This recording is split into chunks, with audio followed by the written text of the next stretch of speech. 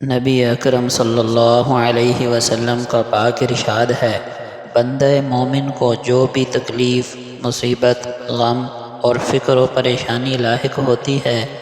حتیٰ کہ اگر اسے کانٹا بھی چبھتا ہے تو اس سے بھی اللہ تعالیٰ اس کے گناہوں کو اس سے دور کرتے رہتے ہیں۔ نبی اکرم صلی اللہ علیہ وسلم نے فرمایا، ہمیشہ آزمائش، مصیبت، تکلیف ایمان والے بندے یا بندی پر، اس کی جان اور مال یا اولاد پر رہتی ہے، یہاں تک کہ وہ اپنے اللہ سے اس حال میں جا ملتا ہے کہ گناہوں سے پاک ہو چکا ہوتا ہے۔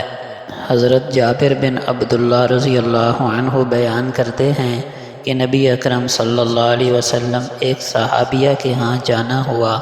وہ بخار کی وجہ سے کانپ رہی تھیں۔ آپ صلی اللہ علیہ وسلم نے کانپنے کا سبب پوچھا، فرمانے لگیں، بخار ہے، اللہ اس میں برکت نہ دے۔ آپ صلی اللہ علیہ وسلم نے فرمایا، بخار کو برا بھلا مت کہو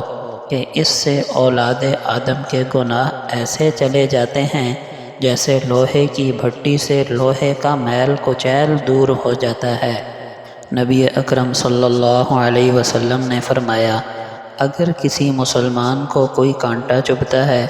اس سے بھی کم کوئی تکلیف پہنچتی ہے، تو اللہ تعالیٰ اس کی وجہ سے اس کا ایک درجہ بلند کر دیتا ہے اور اس کا ایک گناہ مٹا دیتا ہے۔ حضرت ابو ہریرہ رضی اللہ عنہ سے روایت ہے کہ نبی اکرم صلی اللہ علیہ وسلم نے ایک بیمار کی بیمار پرسی کی اور فرمایا، خوش ہو جاؤ۔